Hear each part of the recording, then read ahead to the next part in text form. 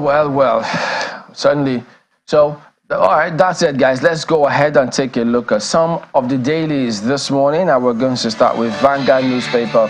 It's a matter that they'll pick up from the meeting in Dubai. Uproar over Nigeria's 1,411-man delegation to COP28. FG didn't fund all COP28 delegates. Presidency. Obi, LP, blast Tinubu, say high delegation waste of taxpayers' money. PDP demands roll call, cost incurred by FG delegates. Asks NAS to commence probe. UK commit £100 million to assist Nigeria, others. So, of course, this continuing from yesterday, reactions about that meeting. So we'll focus on that as we progress here as well, hopefully. So just keep it with us as we progress. And then you see this at the bottom strip. Nigeria's economy begins major shifts as oil sector rebounds. Yeah, that also here. And then they have this at the just beneath this story at the strip. Jakpa were interviewed over 150,000 Nigerians for visas in 2023, ascribed to US. So you can imagine payment of all of those visa fee, which is non-refundable. So you see, they're equally smiling to the bank. And while, of course, not everybody can cross the line or get their requirements, as it were. So that's what you see right here. So that will be it for Vanguard today. Daily Trust newspaper tags on to that story as well. The outrage over Nigeria's contingents, 1,411 delegates to COP28. That's how they captioned theirs. But see the riders they had. Tinubu has turned climate change conference to Owambe, credited to Atiku. It's waste of resources, says Obi. It's outrageous, insensitive, CSOs. Government-funded contingent less than 100. Presidency. PDP demands refund of ESTA codes, asks National Assembly to investigate delegation. Well, you go to page 4 to get more details of that. Quite a lot of things to look at. But on this side of that picture, there is a blue box. NSCDC personnel brutalize Anambra journalists. Say media is Nigeria's problem. Brutalizing anyone in itself is not acceptable. You can still do your job as a security operative and still respect the rights of the next person, or respect the person as a human being. But to say that the media is Nigeria's problem, I hope we can find that NSCDC personnel to come and tell the world how the media is a problem. No, telling the world. He should be facing the law. I'm telling you, tell us how the media is a problem. For persons who are carrying out their legal, that's constitutional duty. It is enshrined in the law. So I think it will be interesting to actually properly read that story and find out how it came through with him saying, because that is ridiculous in the first instance. Unless you'll probably say it was misquoted. Anyway, go to page 21 and we will follow up on that and find out exactly who that is completely unacceptable. Who this person is. Anyway, below that, some 100 Palestinians killed as Israel renews Gaza bombardment. But that's it from Daily Trust.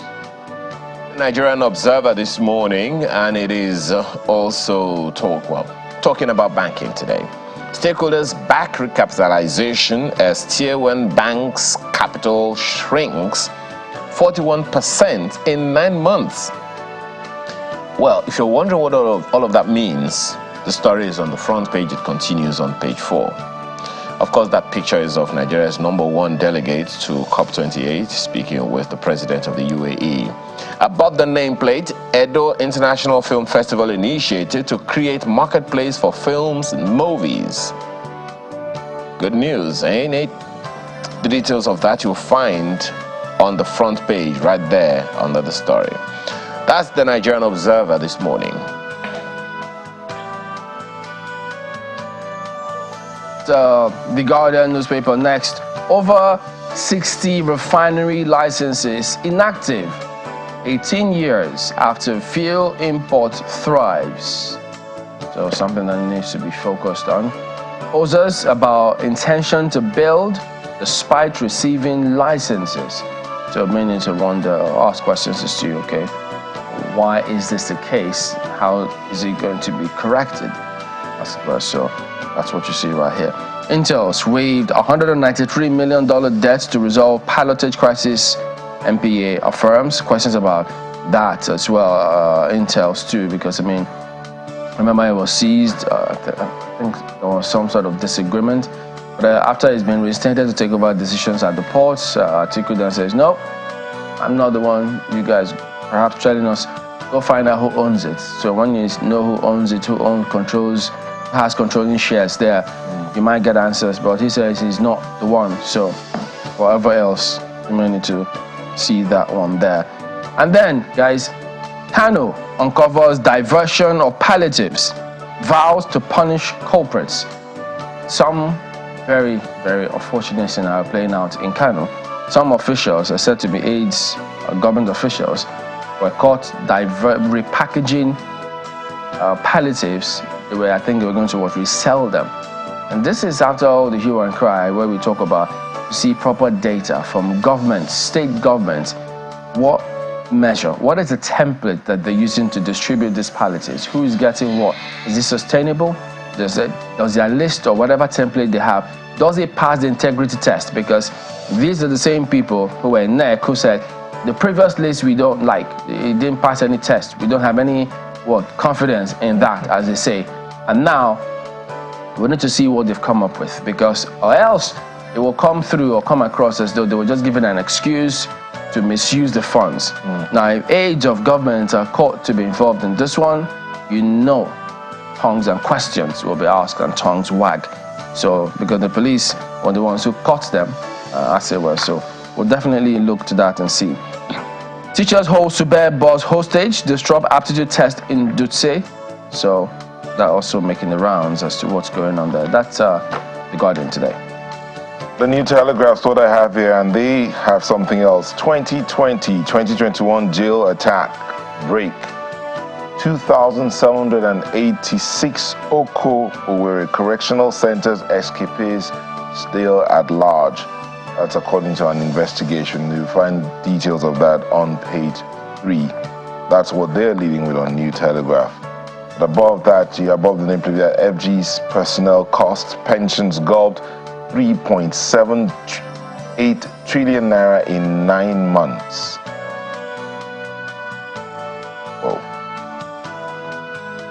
That's a huge percentage, but that's about almost over 7% of the 2024 budget. 3.78 trillion naira for personnel costs and pensions alone. Well, that's you get more details on page 3. And then see this one, uncertainty. Nigerians spend about 265.39 billion naira on life insurance. You get details of that on page 8.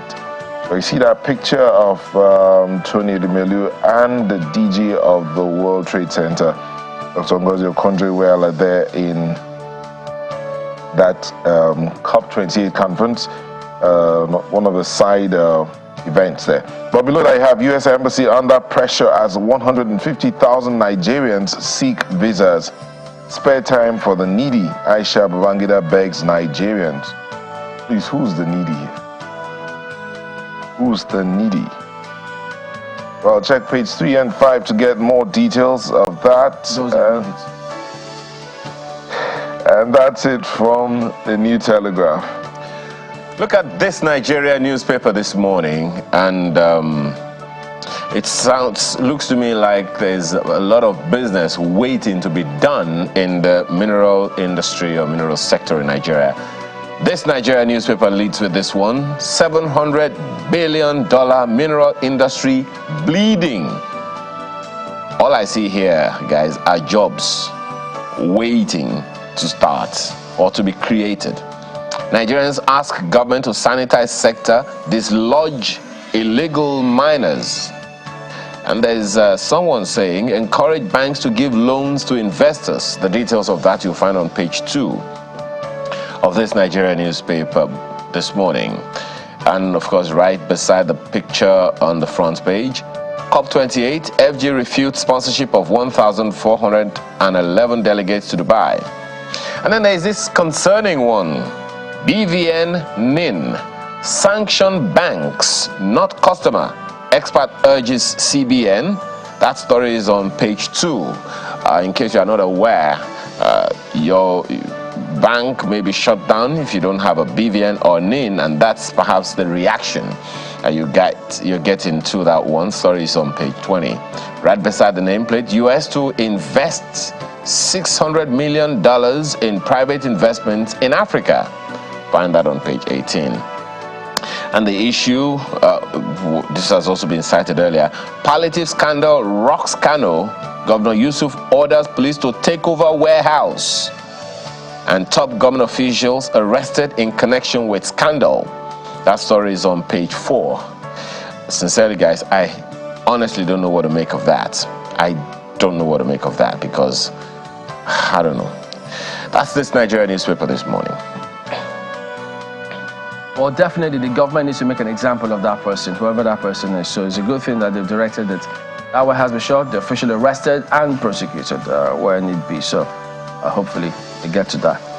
The Abuja Inquirer, Wike terminates 85 billion naira affordable housing project, describes contract as ridiculous to review all housing agreements. Well, we all know that housing is a thing. A huge challenge, such that the authorities have got to also be seen to be up and doing when it comes to providing housing or houses for citizens, as it were. So you might want to pick up this and see what this is about. It's supposed to be affordable housing. They said it was skewed in favor of the developer, all such narratives, but let's see that and hope that the agreements are not violated and they don't see us as one or people who do not stick to all of those. So it's right here for you to take a look at.